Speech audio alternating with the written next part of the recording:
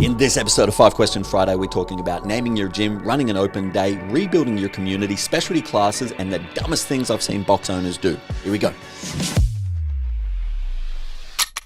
Hey there guys, welcome to this episode of 5 Question Friday, my favorite episode of the week, where you guys ask questions, we have a go at answering them, and this week I'm answering your Instagram questions again. So let's jump into it. We've got some spicy ones this week. Let's go. First question is considerations while looking for the right affiliate name. Awesome question. This is something that we've all been through. If you already own a gym, you've obviously had to name it. You've had the sleepless nights, tossing and turning, writing down a million names. Even if you don't own a gym, I'm sure you've thought about it. What would I call my gym if I owned it? And it definitely matters. You know, this is the face that you're putting out to the world. Before they see anything, this is what they'll hear, this is what they'll read. There's also some practical implications with our name as well. So let's take a look through it. My first general guidance is to keep it short. Keep it as short as possible. Whether you're a CrossFit gym and you're gonna have CrossFit in the name, or whether you're a generic gym or a PT studio or martial arts school or whatever it is that you do, try and keep it short, okay? I usually look at 4 to 5 letters. For me to go over 5 letters, the name better be a good name, right? It better mean something. It better have some sort of resonance, not just to me, because it doesn't matter if your name means something to you. It has to mean something to everybody else as well. So where possible, I'd like to keep it nice and short. This makes it more memorable, less letters for people to think about, easier to pronounce, easier for practical purposes, like people typing it into their browser, people sending you emails, stuff like this. It makes it a hell of a lot easier as well when it comes to branding, right? Anyone who's had to do any sort of branding knows that when you've got long names, it's a nightmare to brand. This is one of the reasons, certainly not one of the top reasons, but definitely one of the reasons that we rebranded from Affiliate Solution. Affiliate, big word. Solution, big word. Whereas Vive, and we can kind of get away with just calling ourselves Vive instead of Vive Group now. That's nice and easy. That's nice and short. It's a hell of a lot easier when you're writing out emails or sending people to your URL, or even just, you're on the phone and you have to tell people what your business name is and you have to spell it out. It's a hell of a lot easier with short names than it is with long names, and the branding is always a lot easier. And branding is a lot about kind of immediate subconscious recognition. Can people glance and immediately recognize that brand at a subconscious level? Obviously, the more letters there are, the harder that is to do. So 9 times out of 10, we go for a short, nice and easy, simple name that is, 4 to 5 letters. Very rarely do we go over that. So that's the first thing, is keep it nice and short. Second thing is keep it unique. You want to own that brand, right? You want to make sure that when people hear that name, they think of you, they think of only you, right? When you think of Nike, right, or Nike, however you pronounce it, you don't think of, I think it was a Greek goddess or a demigod or something like that, right? That's the origin of Nike, but that's not what we think of. We think of the shoe company, right? They owned that. They picked something that, even though it was an existing word, they knew they could build the brand around that. Whereas if you pick your town's name, that might be really good for SEO, but there's a million other ways to boost your SEO, way better than just having a locality name in your name. And obviously, if you're a CrossFit affiliate, that's not really possible anymore. But if you have the town's name, then you're associated with that town, right? We've worked with boxers where they've had the town's name and then something horrible has happened within that town, and that's what that town is now associated with, and now their business is associated with that horrible thing. Maybe you have a generic word, right? I like to stick away from English words, because anyone else can use an English word or whatever it is in your language. If it's an obvious word, stay strong or something like that, then you might get confused with strong time fitness or something down the road. It's very easy for other people, without realizing, to co-opt your brand, and now your brand kind of gets diluted, and it's not as clear that you are who you are. So when it comes to unique names, I'm a big fan of looking at sitting down and thinking, what do you believe in? What is the brand about? What are you about? What do your potential clients care about? And then building it around that. But look at those words, those values in other languages, right? So for example, Vive Group, our company, Vive is just the anglicized version of Vive, which means, I think in Latin means to live, or Italian means live well. It's all because what we're about is box owners and gym owners living a better life. Yes, we want to get you more members. We want to build your retention and profit and all that stuff. But the point of all of that is to live a better life, is to take holidays and spend more time with your family and that kind of stuff. So we knew that was the core of our values. That was the core of our service, was to live better, to live a real life.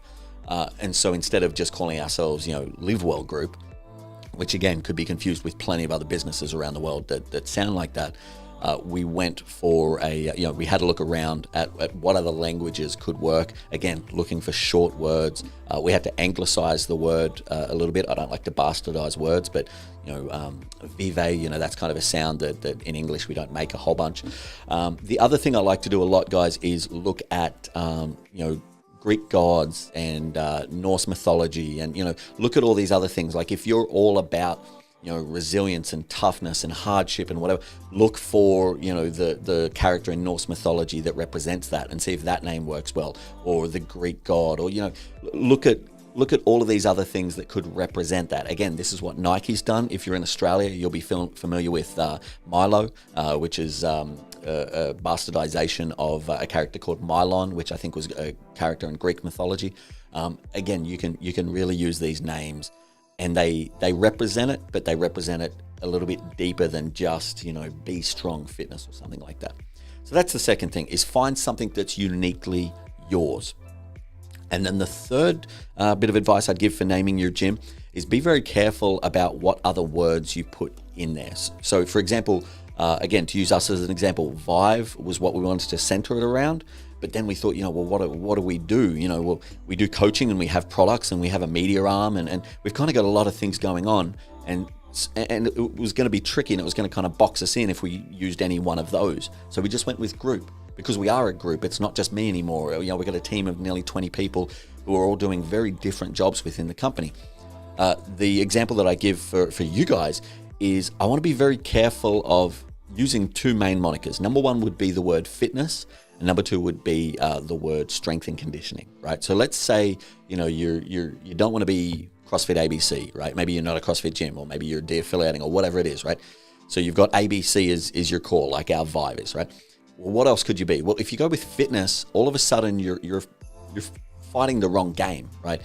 The fact that you have fitness in your name means that you're now immediately, at first glance, you're dumped in with every other business that has fitness, which is a very broad and general market, right? You've got everything from PT studios to Globo gyms to other CrossFit boxes to, it's very broad, but also it doesn't say premium, right? It doesn't say what you will about the CrossFit brand, but as soon as people hear CrossFit, they know that's expensive. And that's a good thing for us. They come to us with that expectation of, okay, I know before I even walk in the door, it says CrossFit on the outside, I'm going to pay some money for this, right? So if you are going to use the word fitness, I wouldn't recommend it. Again, it's also quite a long word. If you are going to use the word fitness, you need to do a lot of work with the rest of your branding visually to express that you're not just a, $10 a month Globo gym, 24-hour gym, whatever it is, because your name kind of puts you in that field. At the other end of the scale is going to be the word strength and conditioning, right? When we look at the core of our market, which is, your 25 to 30-year-old females, mums, dads, just normal fucking people. I think we can all agree that our market right now, for almost all of us, is normal people. Strength and conditioning, in their minds, we know what it is. We know that what we're doing is strength and conditioning, right? But in their minds, that's what sports people do, right? That's performance training. That's serious. By the way, Performance Center is probably one of the only few worse options than strength and conditioning. That really sets you aside. Unless that's what you are, I definitely wouldn't do that. If your goal is to go after Gen Pop, which it should be, I strongly recommend, then using things like strength and conditioning and Performance Center is going to make your life very, very difficult, right? So I would keep it, number one, I would keep it nice and short, your name. Number two, make it uniquely yours in some way. And number three, avoid using other words that are going to categorize you in the wrong way. Cool. So awesome question. Hope that helps. If you've got any other questions, or if you've got any thoughts about naming, drop a comment below. I'd love to chat with you guys. That's what this is about. I want it to be a two-way thing. All right, next question. I've had this question a few times, and this guy, thank you very much, has asked this question a few times, and I've avoided answering it. And I'll explain why in a second. The question is, ideal opening day, right? So if I was I've got a new gym, or maybe I've moved my gym, or I'm going with version 2.0 or whatever, how would I run my open day? And the reason I've not answered this is, look, I've been doing this a long time. I've been running gyms, from martial arts schools to normal gyms to CrossFit boxes, for 16 plus years, nearly 17 years. I've done open days for all of those gyms, and I've helped other martial arts schools and boxes do open days. and they're cool and they're fun and they're a thing and you feel like you're doing a thing, but they don't get massive responses, right? That's just the truth of it, right? I know there's some gyms like Globo gyms that'll do massive pre-sales on their open day. It just kind of doesn't work that way for CrossFit boxers. And by the way, if you disagree with me, if you're saying, hey Ty, no, we did an open day and we signed up 50 people that day, awesome, drop a comment below. I want to talk with you and find out what you did different. But my experience has just been, definitely do them, but do them for fun. Do them so that you can show, if you already have members, to show your members the new version 2.0 of your gym, so that you can show your friends the box. We have a new business here downstairs. We have a photography, video, and podcasting studio. We're going to do an open day, but we're doing it purely for fun, just to show our friends what we've created, and maybe we get business out of it, maybe not. And it's the same with gyms. So I didn't want to be rude and not answer that question anymore, but my honest opinion is, look, don't go overstress about an open day. You know, we've done them where they've been successful, where we've essentially done like a fitness festival, right? Where you get a whole bunch of subject matter experts, you know, from nutrition and mobility and all this kind of things, and you make it you turn your gym into like an expo almost. And that's cool, and that works a bit better than just a normal open day, but I don't believe in hindsight that they were massively worth the effort. There's a lot of other things we can do that have a way higher return on investment. So I guess that's my point. I'm not saying that open days don't work. I'm saying that there's a lot of other things with a higher ROI that I'd rather put my time and money into. So if you disagree with me, please let me know. I'm very willing to be wrong on this if you've had a great experience with open day. And I mean great experience. Don't tell me you signed up 4 people. If you've signed up, 30 people or more from an open day, let me know down below and I'll chat and we'll work out how you did it and hopefully share that with the world. Awesome question. All right, next question. How do you rebuild a community after a co-owner lack of professionality? So I have to read into this question a little bit because that's all the information I've got. So I'm guessing that there was 2 owners. One of them wasn't professional, has done some damage to the community, and now I'm hoping that owner is out of the business and now it's kind of up to you to rebuild. If that is the case, awesome. Anyone who's had a business partner and then bought that business partner out and gone on their own knows how freeing that feeling is. That's a fucking great feeling to know that it's all on you, that whether you win or lose, it's now on you, and you're in charge of your destiny and no one else is around to fuck that up for you. That's an amazing feeling. It can also be scary, but honestly, if it's scary and crippling, then you probably shouldn't be running a business yourself. That should be an amazing feeling. So how do you rebuild a community? The same way you build a community, right? So we've talked about this. Community is just the almost the collective noun for people who represent your culture, right? So we have to look at our culture. We've talked about this a few times. Number one, you need to sit down with your team. You can't just build this by yourself. You need your whole team, your coaches, your admin, your cleaners, everybody involved. And we ask everybody, okay, what do we stand for? What are our values, right? What are we about? Just throw out one word and put it up on the whiteboard. And what you end up with is a bunch of words up on a whiteboard that are all feel-good words about, professionality, safety, results, community, caring, all that kind of stuff. Good stuff, but it means jack shit at this point. They're just lovely words. So step 2 is you go through and you go, okay, what are the top 5 or maybe top 10, depending on how much time you've got, of all of those words? What are the ones that we will fall on our sword for? So you pick the top 10. Then, and this is the most important part, you go through and you ask yourself as a team, with each one of those, what is the practical representation of that, right? So what does that look like day to day? Instead of just saying a professionality as a nice catchphrase, what does that actually look like? So for example, professionality might be starting classes on time and finishing on time, respecting our members' time. It might be making sure that we're well kept, right? We're wearing our uniform, we're not all shaggy and all undone. Our hair is done, we look good. If we shave, we're nicely shaved.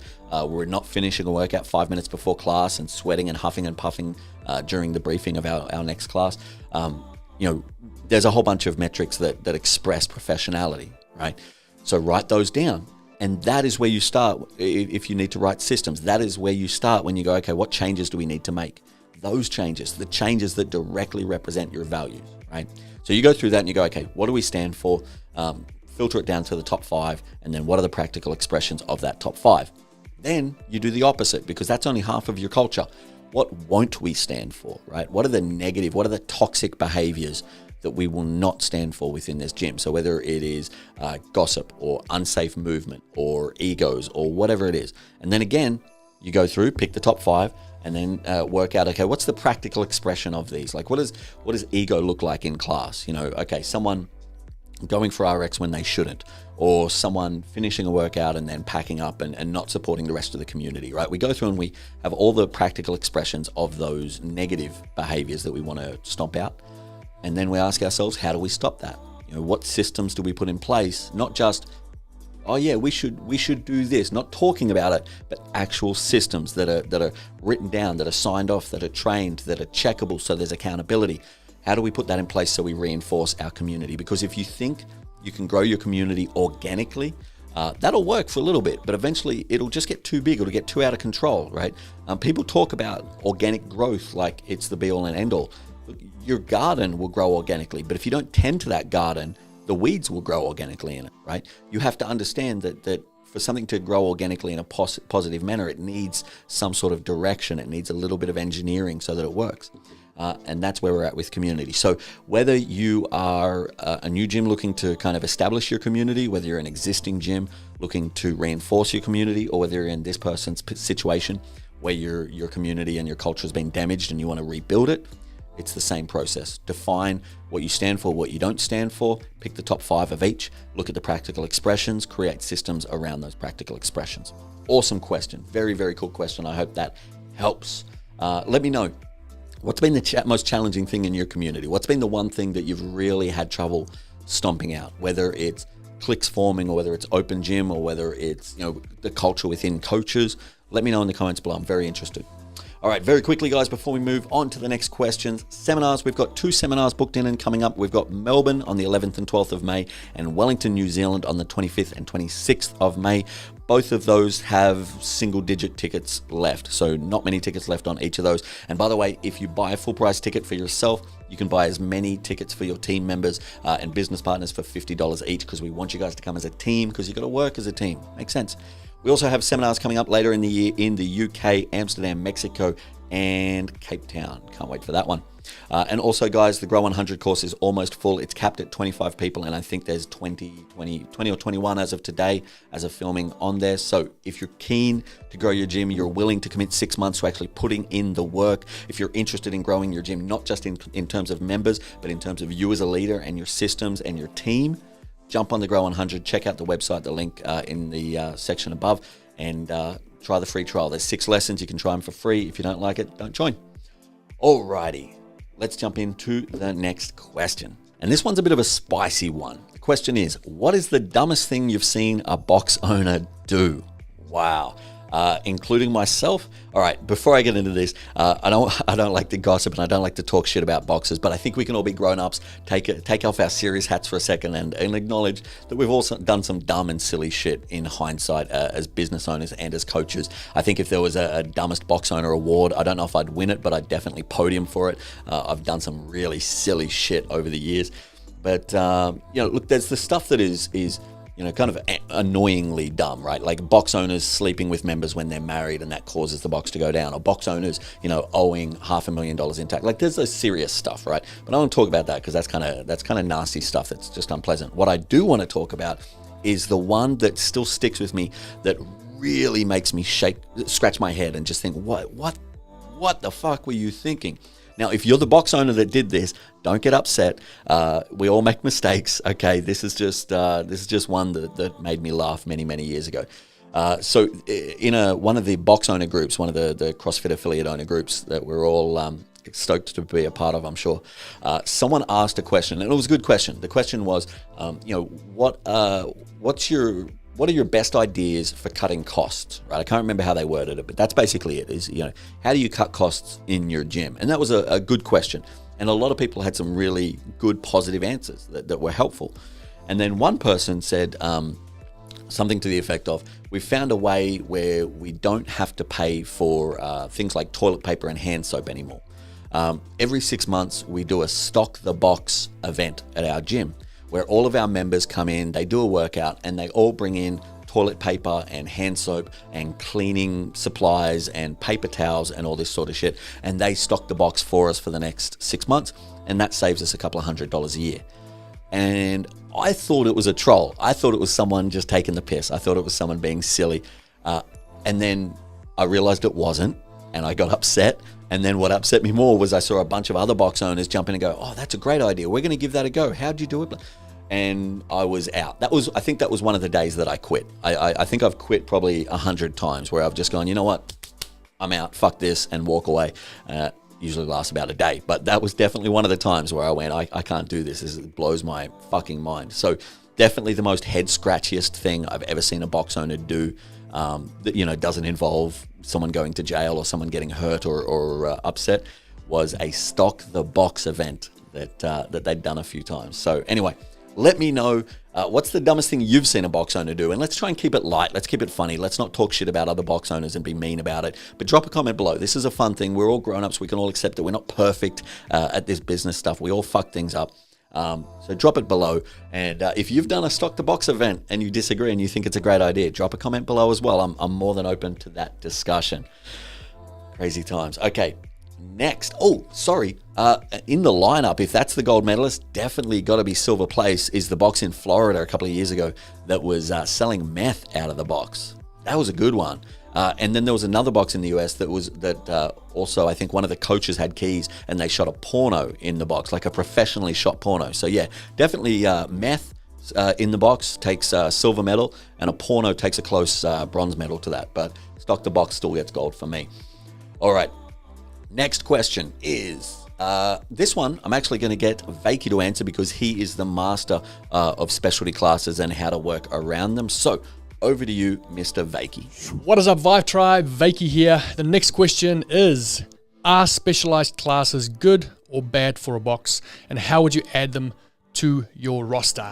I love this topic. I love specialty classes or courses, and they're not good or bad in themselves. It's how you implement them at your gym that makes them good or bad. So first things first, if you go to a specialty course, like let's say you're going to do a weightlifting course or a gymnastics course, just because you've gained that new knowledge doesn't mean that you now have to come back and start a specialty class at your gym on that topic. Okay, you can just take that knowledge and use it in the normal classes. You can implement that knowledge and pass on that knowledge through your normal classes. You don't need a specialty class. So I often see that mistake being made. People go and do a mobility class, so naturally they come back to the gym and they start a mobility class.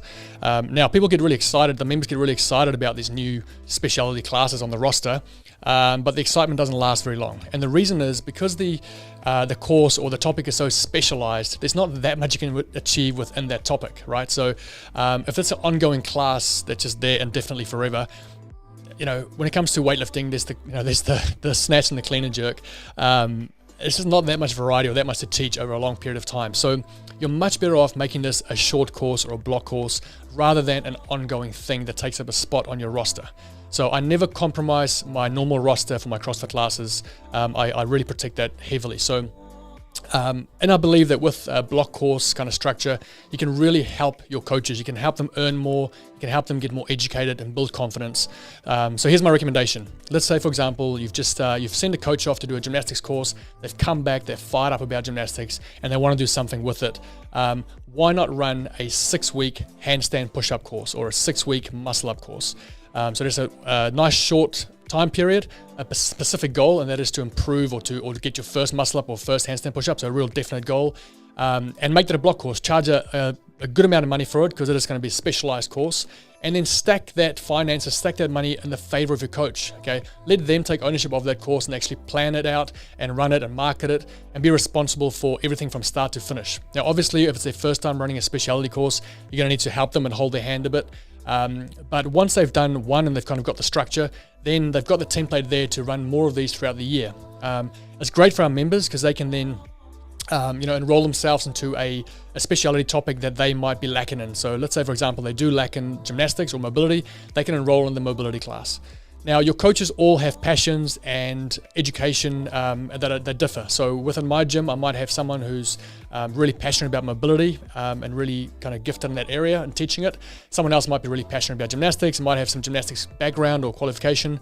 So what I like to do is identify what my staff members' strengths and passions are, and then help them create block courses around that topic. So a nice simple example of this could be, we're going to run a 8-week barbell course. One of your coaches will run an 8-week barbell course. We're going to limit it to 12 people only. We don't want to make it a nice, intimate, high quality block course. So we're going to limit it to 12 participants. Each participant is going to pay $120 for the 6 weeks, for the 6 sessions. So that's going to give us $1,200 total income for that block course. Now, I would stack that heavily in the favor of the coach. I would literally give the coach $700-800 and just let the gym keep $400 or $500 of the income from that. Often I would just keep my tax for the business aside and let the coach take the rest. And the reason I do this is because in the corporate world, gyms will exploit trainers and take the majority of the cut. We want to be different to the rest of the fitness industry. We want to make sure that we care for our staff and keep them on long term. So this is a great opportunity to be generous to your staff through block courses.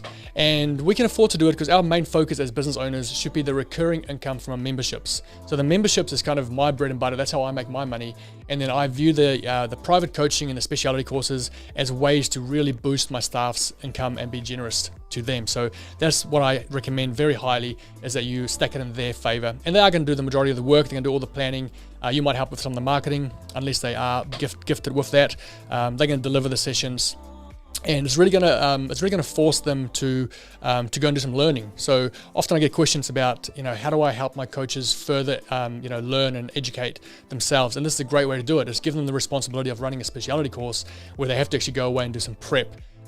So it's a great thing to do, but you've got to implement it the right way. So my recommendation is do it as a block course. Don't do it as a regular class on your schedule. Be generous to your coaches. Help them to start with it. And make sure you help them promote these, the block courses. Make sure your members know when they are, how much they are. Put some posters up on the gym, and really help create some excitement around these courses. But they are great things to do, and I highly recommend them.